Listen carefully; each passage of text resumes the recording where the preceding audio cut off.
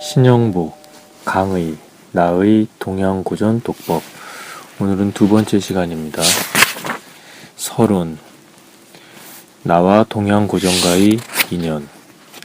강의에 앞서서 나와 동양고전과의 인연에 대해 먼저 이야기를 해야 합니다.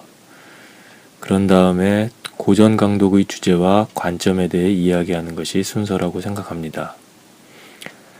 여러분이 알고 있듯이 나는 현재 사회과학 입문, 정치경제학 등 사회과학부 강의를 맡고 있지요. 전공이 경제학이고요. 그런데 왜 동양고전 강독 강의를 하고 있는지 궁금하리라고 생각합니다. 그 이야기부터 해야 할 것 같습니다. 나로서는 여러분이 이 강의를 듣고자 하는 이유가 도리어 궁금합니다.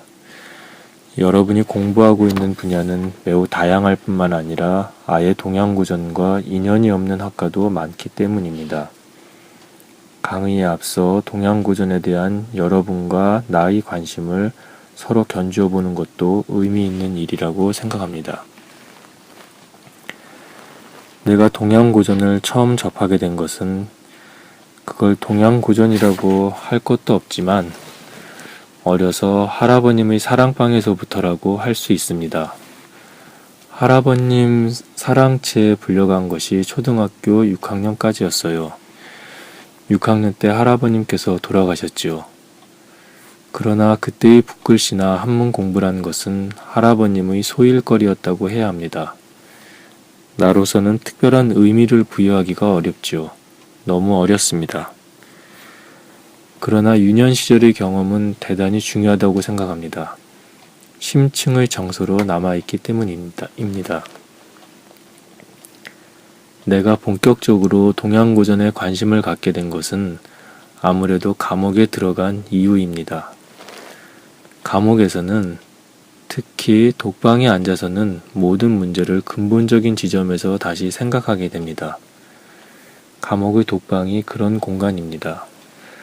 우선 나 자신을 돌이켜보게 됩니다. 유년 시절에서부터 내가 자라면서 받은 교육을 되돌아보게 되고 우리 사회가 지향했던 가치에 대해서 반성하게 됩니다. 우리의 대학 시절인 60년대는 참으로 절망적이었습니다. 내가 59학번이거든요. 휴전협정이 53년에 체결되었지요. 일제 식민지 잔재에서부터 해방 후의 예속적 정치 권력, 부정과 부패, 그리고 한국전쟁의 처참한 파괴와 상처가 채 가시지 않은 환경에서 대학 생활을 하게 되지요. 우리 것에 대한 최소한의 자부심마저 갖기 어려운 상황이었습니다. 그 유일한 탈출구를 근대화에서 찾고 있었습니다. 이른바 근대 기획이 우리 사회의 목표였다고 할 수 있습니다. 구체적으로는 미국 문화와 유럽 문화를 다투어 받아들이고 그것으로 치장하려고 하였지요. 사회의 상층부에 속하는 대학 사회와 대학 문화가 당연히 더 적극적이었고 그런 점에서 더 많은 영향을 받고 있었지요. 우리의 의식을 지배했던 것이 근대화와 서구 문화였습니다. 지금도 다르지 않습니다만 우리 것에 대한 최소한의 자부심마저 허락하지 않는 불행한 문화였습니다. 내가 동양고전에 관심을 갖게 된 것은 이러한 사회적 환경과 무관하지 않습니다. 분단과 군사독재에 저항하면서 열정을 쏟았던 학생운동의 연장선상에서 감옥에 들어가게 되고 그것도 무기징역이라는 긴 세월을 앞에 놓고 앉아서 나 자신의 정신적 영역을 간추려 보려는 지점에 동양고전이 위치하고 있었던 것이지요. 말하자면 나의 사고와 정서를 지배하고 있는 식민지의식을 반성하는 것에서 시작되었다고 할 수 있습니다. 이러한 반성은 동시에 우리 시대에 대한 반성의 일환이기도 했습니다. 요즘 대학생이나 젊은 세대들은 근본적 성찰을 하는 일이 별로 없는 것 같이 느껴집니다. 매우 감각적이고 단편적인 감정에 매몰되어 있다는 인상을 받습니다. 또 세계화와 신자유주의 세례를 받고 있어서 그런지는 모르지만 그러한 반성 자체가 낡은 것으로 치부되기까지 하죠. 이러저러한 이유로 근본적 담론 자체가 실종된 환경이라고 할 수 있습니다.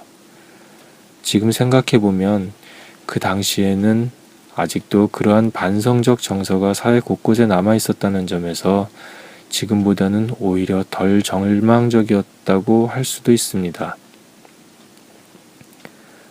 무기징역을 선고받고 옥방에 앉아서 생각한 것이 동양고전을 다시 읽어보자는 것이었습니다. 우리 것에 대한 공부를 해야겠다는 것이었어요.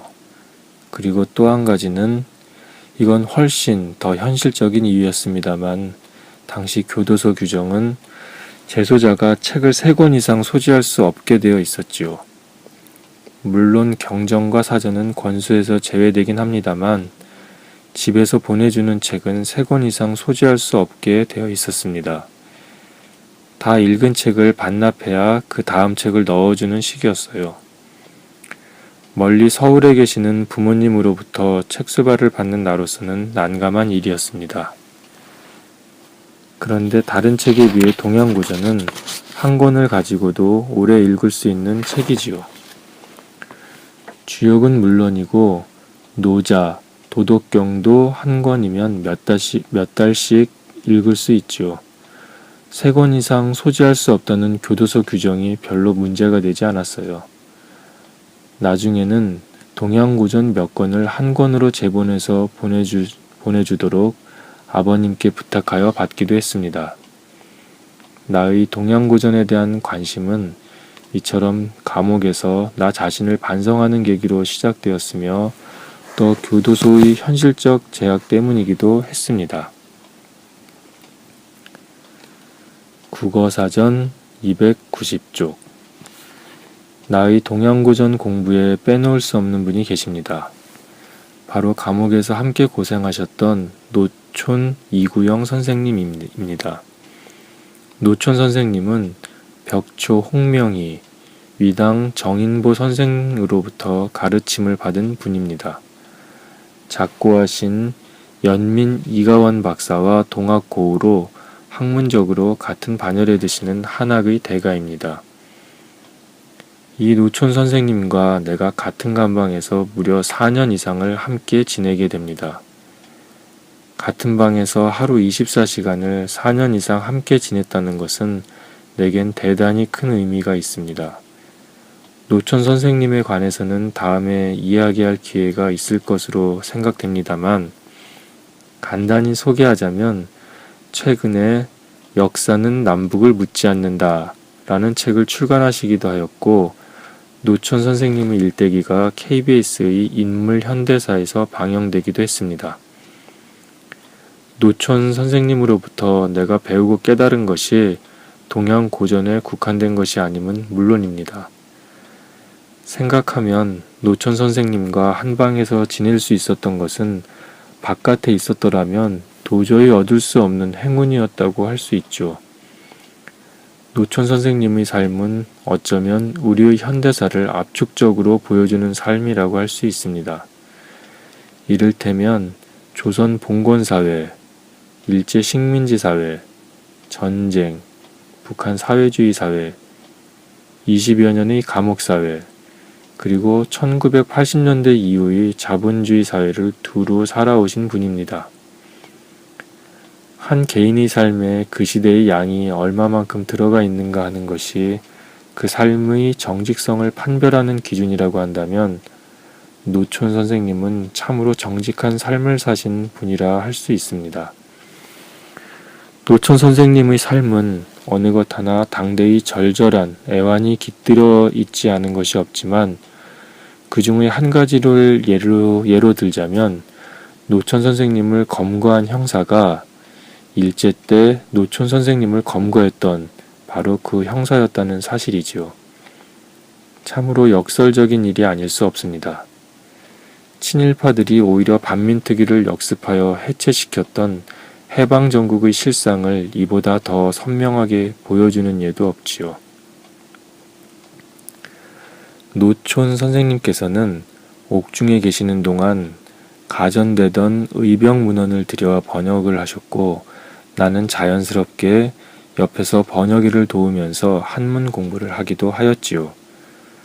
그때 번역한 초고가 출소하신 후인 1993년 10월에 호서의병 사적으로 출간되었습니다. 내가 그 엄청난 동양고전을 비교적 진보적 시각에서 선별하여 읽을 수 있었던 것이나 모르는 구절을 새겨 읽을 수 있었던 것은 노천 선생님이 옆에 계셨기 때문에 가능했다고 생각합니다. 나는 그때 공감되는 부분이나 앞으로 재조명이 필요하다고 생각되는 부분들을 표시해 두었습니다. 지금 여러분과 같이 공부하고자 하는 예시 문안의 대부분이 그때 표시해 두었던 부분인 셈입니다. 그런 의미에서 여러분과 함께 공부하게 될 동양고전 강독은 사실 감옥에서 시작된 것이라 할 수 있습니다. 그리고 노천 선생님의 생각이 간접적으로 전승되는 것이라고 할 수도 있습니다. 노천 선생님의 청을 따르지 않을 수 없어서 선생님의 일대기인 역사는 남북을 묻지 않는다에 발문을 썼는데 그 끝부분에 이렇게 썼습니다. 이 글을 쓰면서 그동안 노천 선생님을 자주 찾아뵙지 못하였음을 뉘우치게 된다.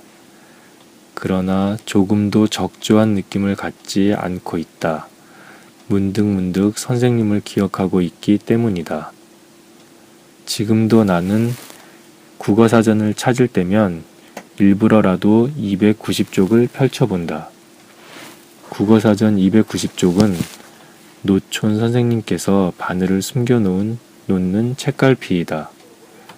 바늘을 항상 노천 선생님께 빌려 쓰면서도 무심하다가 언젠가 왜 하필 290쪽에다 숨겨두시냐고 물은 적이 있다. 290이 바로 290이라고 답변하셨다. 어목한 옥방에서 바늘 하나를 간수하시면서도 잃지 않으셨던 선생님의 여유이면서 유연함이었다. 지금도 물론 나이 가까이에 국어사전이 있고 자주 사전을 찾고 있다. 찾을 때면 290쪽을 열어보고 그 시절의 노천 선생님을 만나 뵙고 있다. 다시 한번 이 책의 출간을 기뻐한다. 예, 여기까지 강의 책의 20페이지고요. 다음번엔 화두와 오래된 미래부터 읽겠습니다.